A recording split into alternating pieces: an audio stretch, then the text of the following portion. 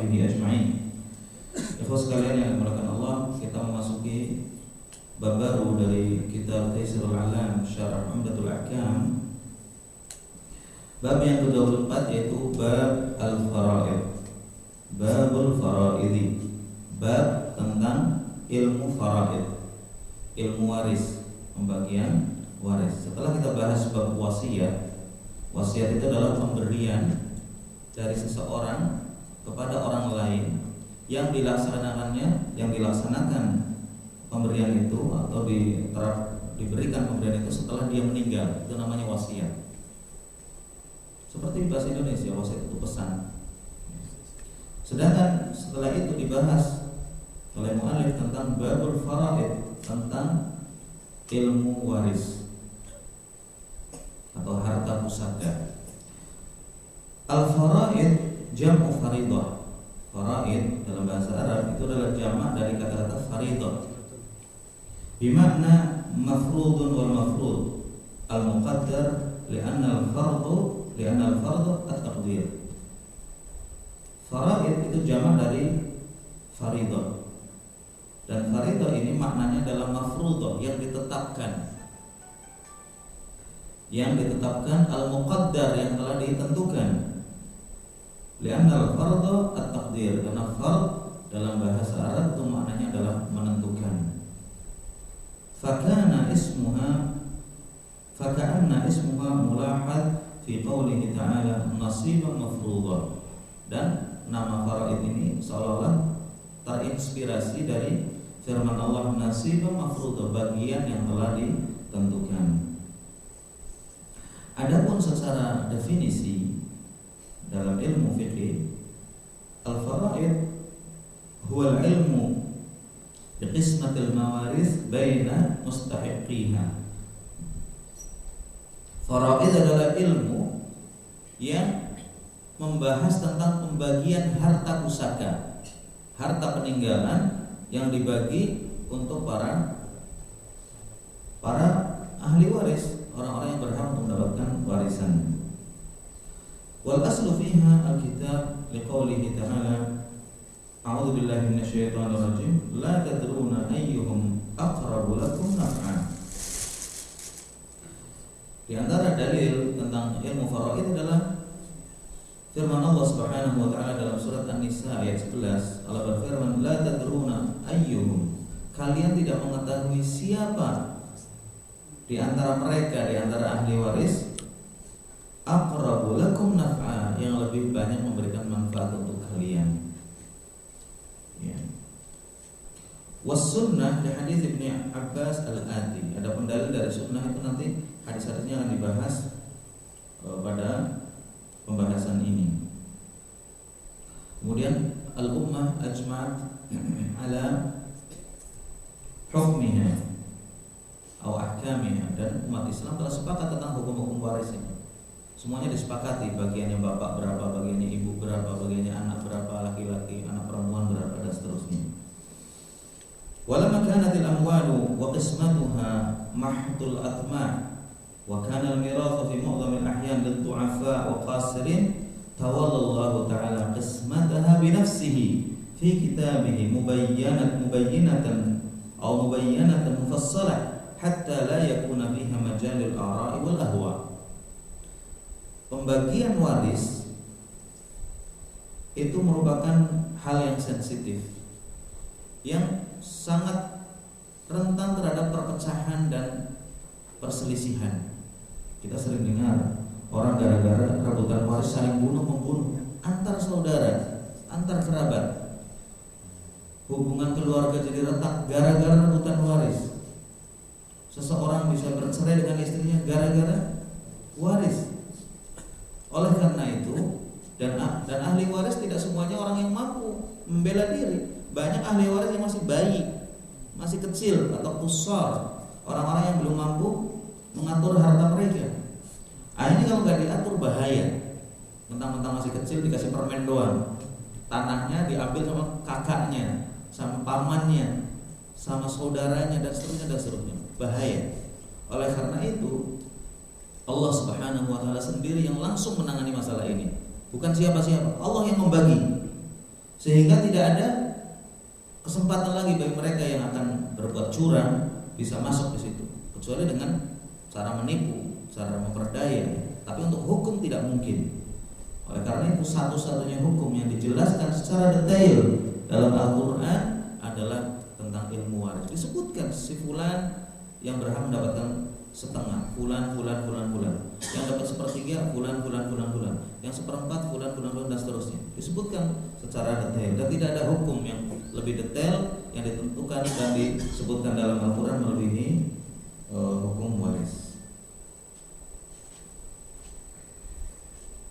Lama kanatil amwalu qismatuha mahdul atma. Harta dan pembagiannya merupakan objek orang-orang yang saling berlomba dan tamak terhadapnya, buat rebutan.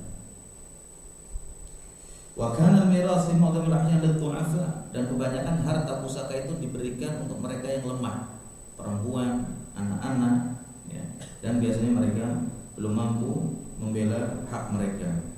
Maka Allah langsung tawalla tabaraka wa ta'ala qismataha bi nafsi. Allah yang maha suci dan tinggi membaginya langsung dalam kitabnya, mubayyana secara jelas, mufassalah secara detail, hatta la yakuna fihi majalun lil ara, sehingga tidak ada lagi kesempatan orang ngotak-atik dengan pendapatnya. Oh, ini sudah enggak relevan lagi, maka laki dan perempuan disamakan. Ini orang yang keblinger, dia profesor, dia doktor, tapi keblinger. Kenapa? Karena melawan Al-Quran dengan logika yang sangat bodoh. Dia mengatakan sekarang perempuan itu mencari harta sendiri, perempuan itu keluar rumah dan bekerja. Kenapa dikasih sedikit? Tentang mereka mencari kerja, mereka mendapatkan nafkah dan seterusnya, itu hak mereka. Dan perempuan ketika mendapatkan nafkah, itu laki-laki tidak berhak untuk mengambilnya karena milik dia. Perempuan yang berkewajiban menafkahinya adalah suami. Kalau nggak bisa menafkahi, jangan jadi suami. Kenapa jadi suami kalau dia nggak bisa menafkahi? Benar, nafkah itu nggak ada ketentuannya harus sekian juta, enggak, semampu dia. Mampunya 1 juta, kasih 1 juta. Mampunya setengah juta, kasih setengah juta. Mampunya 100 juta, kasih 100 juta. Sesuai dengan kemampuan masing-masing. Dan istri kewajibannya hanya mengurus harta suami, mengurus anak suami, dan taat pada suami, bukan berkewajiban mencari nafkah. Kalau ada wanita yang mencari nafkah, ikut bekerja, ikut dagang, ikut produksi apa barang atau makanan, itu kebaikan dia terhadap suami, membantu suami, bukan kewajiban dia. Aslinya istri itu di rumah dan mendapatkan nafkah dari sang suami.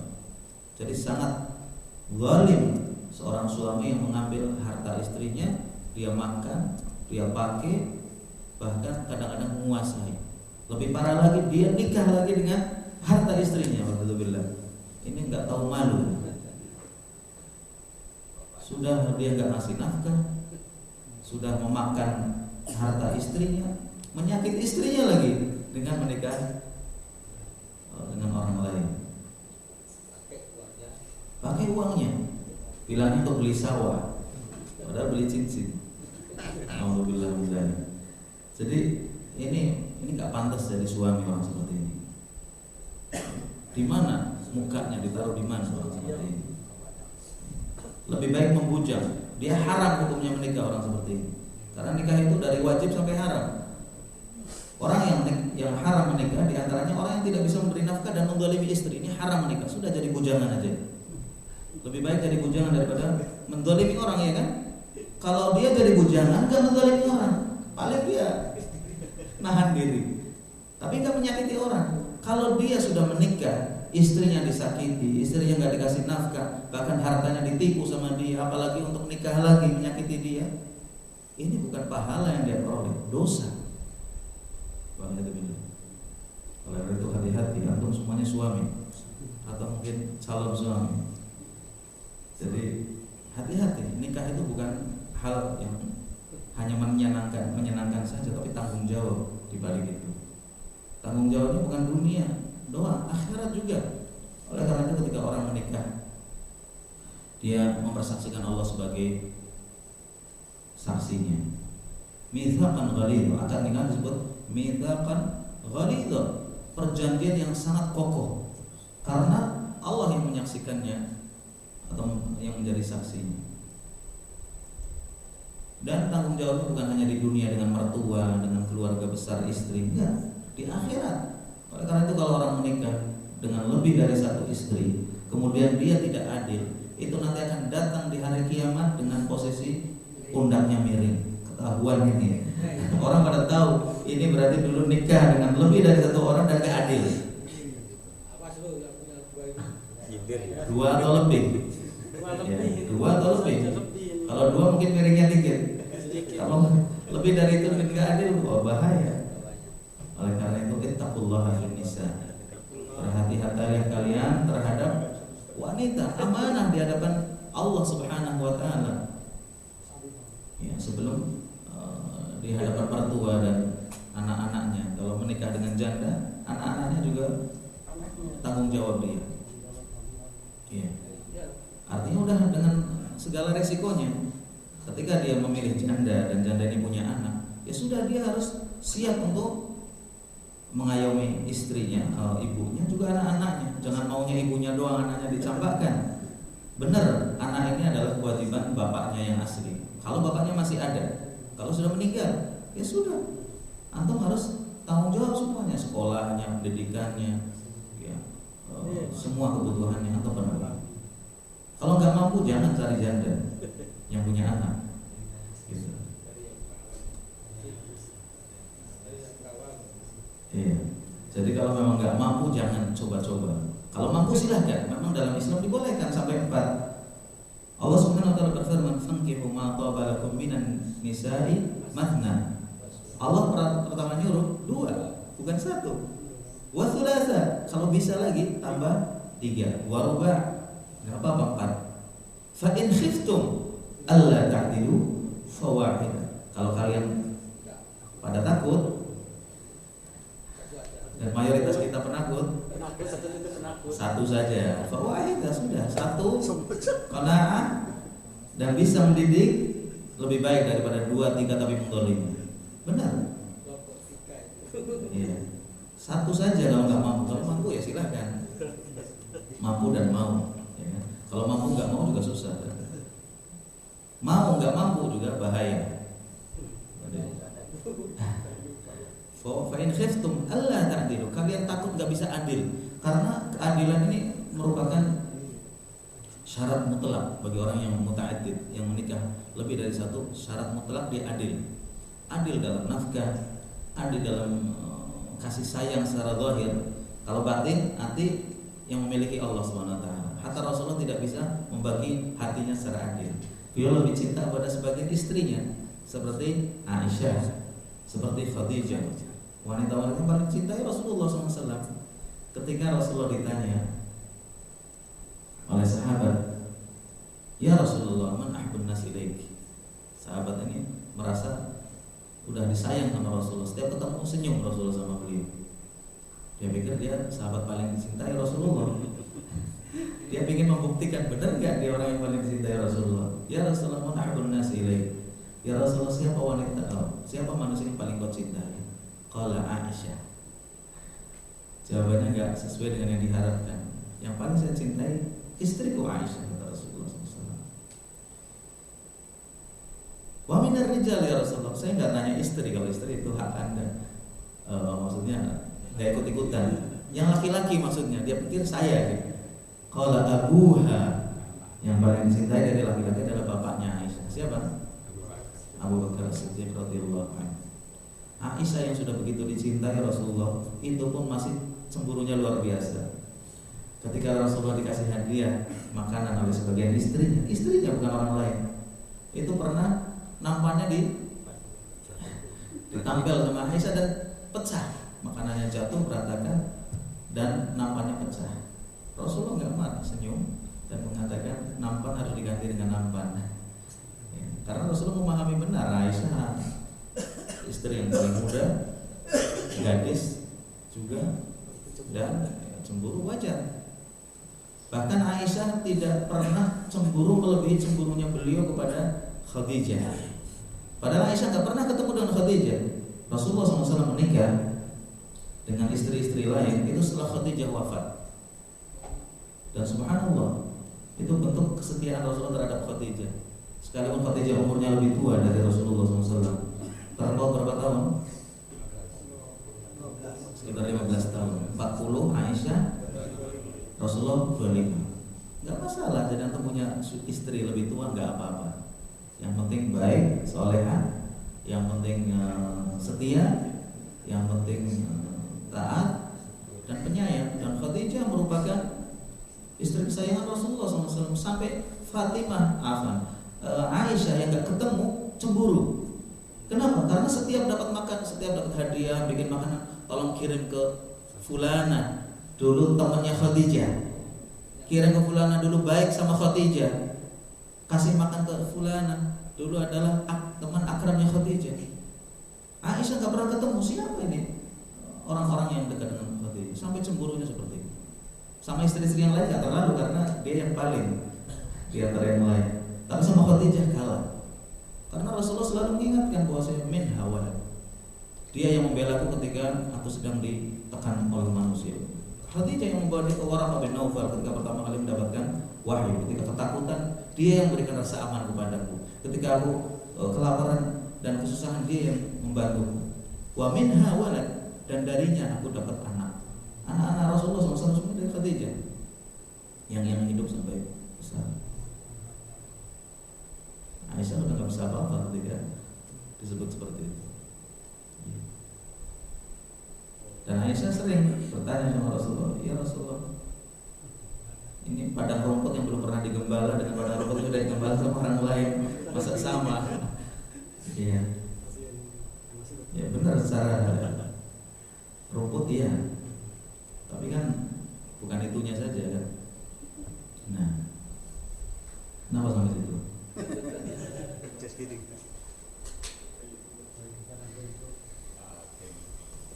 Semangat, gak ada yang ngantuk, anaknya gak ada yang ngantuk. Tadi ngantuk sebelumnya.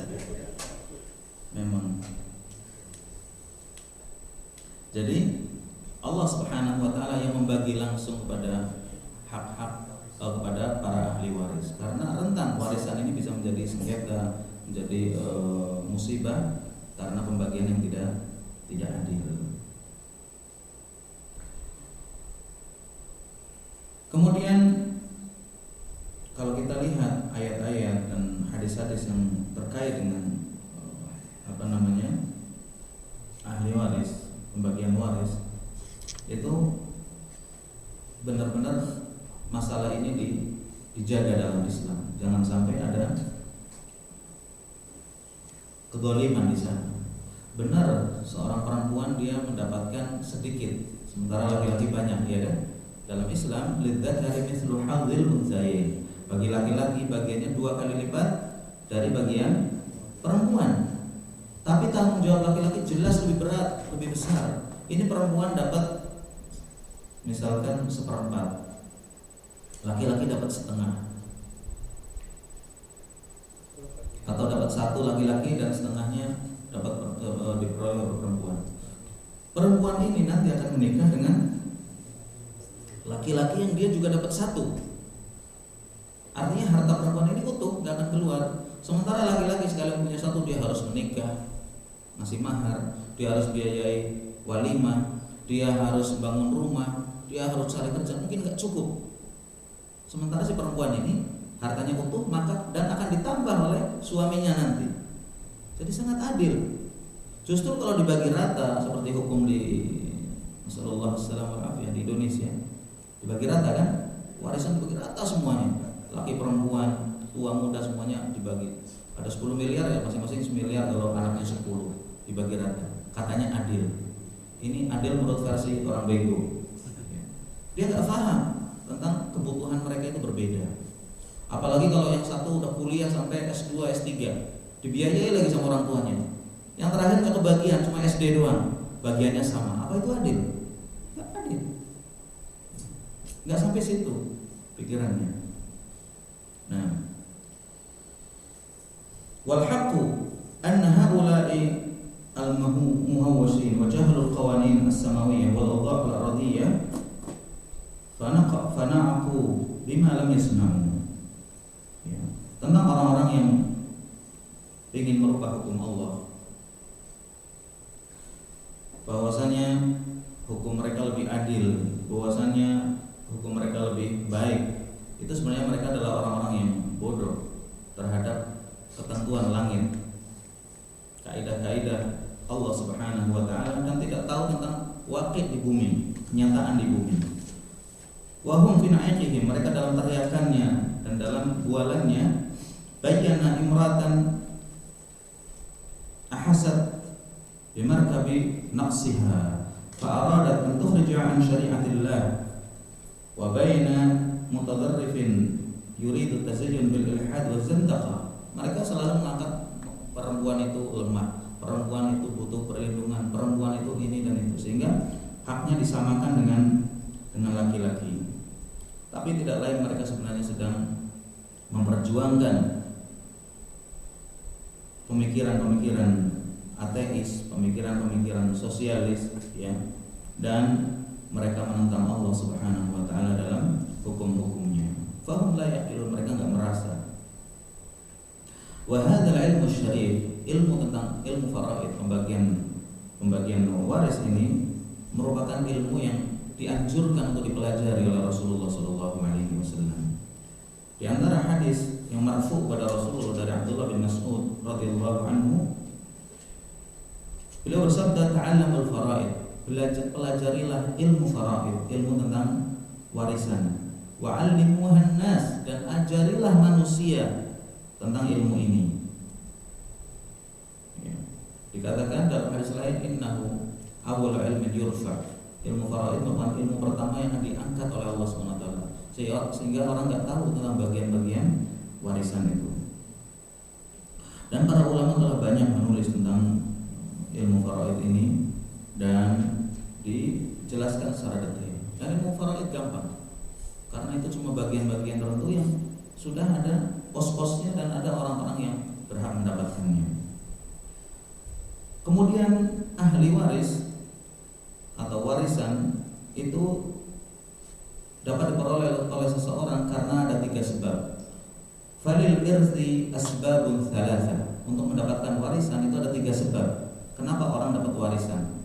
Yang pertama an-nasab. Seseorang mendapatkan warisan ketika dia itu ada hubungan nasab. Allah Subhanahu wa taala berfirman, wa ulul arhami ba'dhum aula bi ba'd. Bahwasanya kerabat, pemilik daul arham, kerabat-kerabat itu orang yang memiliki hubungan nasab, sebagian mereka lebih berhak di atas sebagian yang lain. Makanya orang yang paling berhak terhadap hartanya mayit adalah orang terdekat. Kalau anak yang meninggal, berarti yang paling dekat siapa? Orang tuanya, bapak ibunya. Kemudian setelah itu saudara-saudaranya. Kemudian setelah itu paman-pamannya. Kemudian setelah itu cucu-cucunya dan seterusnya, kakek dan cucu. Yang kedua, penyebab mendapatkan warisan adalah an-nikah. Seseorang ketika sudah menikah itu berhak untuk mendapatkan harta pasangannya. Antum menikah dengan seorang wanita, wanita ini akan mendapatkan warisan dari harta antum ketika antum meninggal duluan. Demikian juga antum akan dapat warisan ketika istrinya meninggal duluan. Dan bukan karena cerai, kalau cerai nggak ada bagi waris. Kecuali harta gono gini yang disertifikatkan, udah perjanjian dari awal kan banyak tuh. Apalagi orang-orang yang karir atau artis, pemisahan harta dari awal. Suami penghasilan segini, istri segini, di depan notar dikatakan ini hasil saya, ini hasil saya. Kalau suatu saat cerai, seolah-olah kayak niat nanti bercerai dan bawa harta masing-masing. Ya karena kehidupan mereka memang seperti itu. Ya. Itu baru bisa membawa harta masing-masing. Tapi kalau hartanya yang mendapatkan suami, yang kerja suami, kemudian bercerai, istri tidak berhak mendapatkan warisan karena dia belum meninggal. Adapun dikasih hadiah, hasil ini itu kebaikan suami. An-nikah, penyebab seseorang mendapatkan waris adalah karena menikah. Dalilnya mana? Firman Allah Subhanahu wa taala dalam surat An-Nisa ayat 12, "Walakum nisfu ma taraka azwajukum." Dan bagi kalian wahai suami, Iya, walakum nisfu ma taraka azwajukum, dan bagi kalian wahai suami mendapatkan warisan separuh dari harta istri-istri kalian. Kalau istrinya meninggal, dan jangan harap, kalau istrinya meninggal duluan, suami berhak mendapatkan separuh. Kalau tidak punya anak, kalau punya anak dia menjadi seperempat. Makanya tungkahul mar'atu lihat apa? Orang ngejar-ngejar wanita untuk dinikahi karena ada 4 hal. Apa saja? Pertama, karena kecantikan. Limaliha dulu ya. Karena kecantikan kaya. Karena kekayaannya. Kalau wanita kaya banyak yang lamar. Sekalipun mungkin bukan gadis. Biasanya wanita kaya bukan gadis. Khadijah radhiyallahu anha saudagar kaya. Banyak saudagar-saudagar yang ingin meminang dia dan ingin nikah dengan dia. Tapi Khadijah wanita yang sangat sempurna. Wanita yang tahu siapa yang berhak untuk menjadi suaminya. Dia udah kaya, buat apa cari orang kaya? Dan orang-orang yang mendekati dia rata-rata ingin hartanya. Dan dipilihlah Rasulullah SAW suami yang paling baik, suami yang paling tahu akan hak istrinya, suami beliau di dunia dan di akhirat.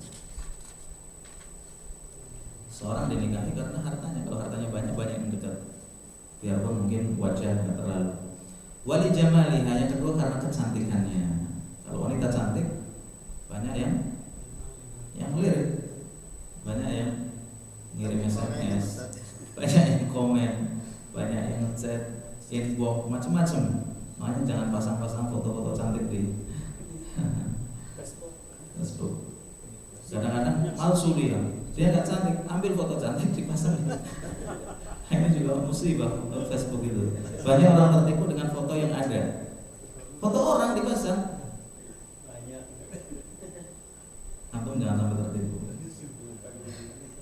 Nah, jadi masang foto orang setelah ketemu jauh. Padahal pemainnya udah banyak. Ya, jadi seseorang itu menikah karena harta yang pertama, yang kedua karena kecantikannya.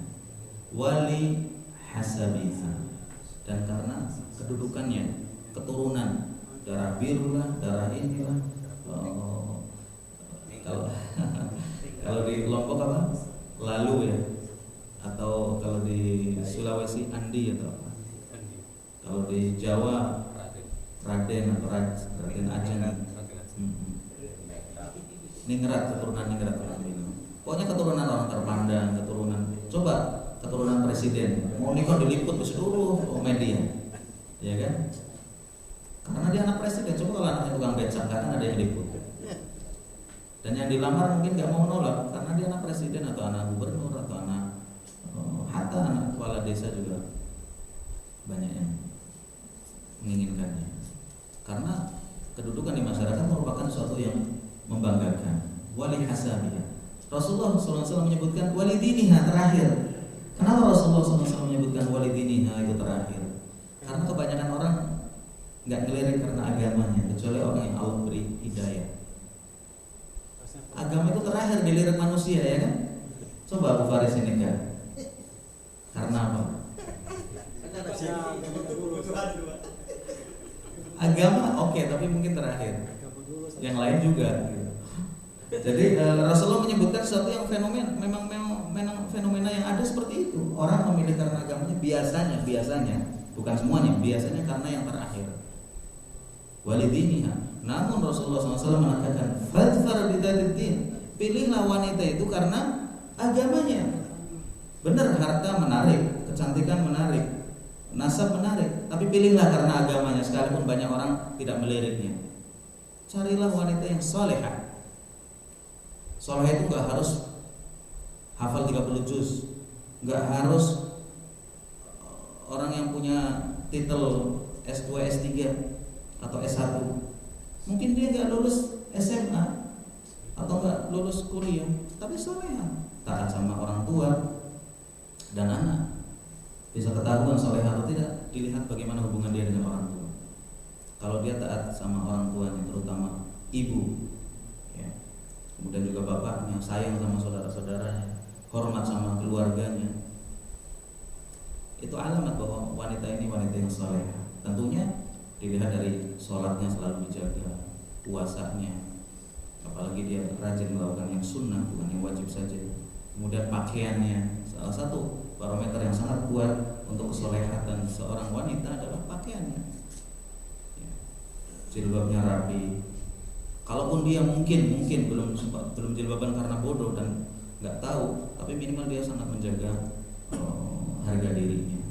Bukan wanita yang suka jalan lenggak-lenggok di pinggir jalan, suka main sama laki-laki, boncengan dan seterusnya. Kan kelihatan wanita itu pemalu, dia tidak berkomunikasi kecuali dengan orang-orang yang mungkin punya hubungan mahram dengan dia, yang tidak dia kenal, tidak mau karena jadi diperbolehkan dalam agama. Dia berusaha melakukan apa yang dia mampu dan tahu. Jadi kesolehatan seorang itu bukan dilihat dari ilmunya, tapi dari apa yang dia amalkan dari ilmu. Mungkin seseorang punya S1 di bidang syariah, di bidang tafsir dan seterusnya, tapi dia nggak mengamalkan, nggak ada faedah. Tapi orang yang belajar sedikit di pengajian, di majelis taklim, tapi amalkan dan dia taat sama orang tuanya, taat pada Allah, itu tanda bahwa dia itu saleh. Fadfar bidzatiddin, kata Rasulullah, pilihlah seorang wanita itu karena agama dia. Taribat yadak, niscaya engkau akan beruntung, engkau akan bahagia. Kalau Anda menjadi orang yang kaya, dia akan bersyukur. Kalau miskin, dia akan bersabar dan tidak akan menggoda suaminya atau mengocok-ocok suaminya untuk melakukan yang haram dan terlarang. Kalau dia jadi pejabat, nggak akan diminta untuk korupsi. Kan banyak pejabat korupsi gara-gara istrinya nggak tahan. Dilihat teman-temannya emasnya banyak, mobilnya mewah, rumahnya di mana-mana. Suaminya dia mobilnya buntut, emasnya nggak punya, rumah juga nyicil, kontrak dan seterusnya. Akhirnya nggak kuat, begitu ada peluang langsung korupsi. Ini istri yang nggak benar ya. Istri yang solehah adalah menerima dengan apa yang diperoleh oleh suaminya dengan cara yang halal. Tidak meminta melebihi kemampuan suaminya, tidak keluar kecuali izin pada suaminya, tidak memasukkan orang ke rumah kecuali dengan izin suaminya, dan seterusnya dari aturan-aturan dalam Islam yang bisa kita pelajari. Jadi nikah itu termasuk penyebab seseorang itu mendapatkan warisan. Suami mendapatkan warisan dari istri, istri mendapatkan warisan dari suami. Kemudian yang ketiga dan terakhir, ats-tsalits al-wala. Al-wala adalah membebaskan budak, antara majikan dengan budaknya. Ya. Rasulullah Shallallahu Alaihi Wasallam bersabda, al-wala'u lahmatun kalahmatin nasab. Wala, membebaskan budak itu memiliki hak waris seperti seorang yang memiliki hubungan nasab. Seperti seseorang yang memiliki hubungan nasab. Jadi Abu Bakar As-Siddiq radhiyallahu anhu berhak mendapatkan warisan dari Bilal bin Rabah yang pernah dibebaskan oleh beliau. Iya. Jadi itu penyebab seorang mendapatkan warisan. Yang pertama nasab, karena ada garis keturunan. Yang kedua karena menikah. Yang ketiga karena al-wala. Al-wala adalah karena membebaskan budak. Ya, barangkali itu saja yang kita bahas kali ini karena pembahasan waris cukup panjang. Insyaallah kita akan lanjutkan pada pertemuan yang akan datang. Billahi taufiq wal hidayah. Wassallallahu ala nabiyyina Muhammad wa ala alihi wa sahbihi ajmain. Terima kasih atas perhatiannya. Mohon maaf kalau ada kesalahan dan kekurangannya. Billahi taufiq wal hidayah. Wassalamualaikum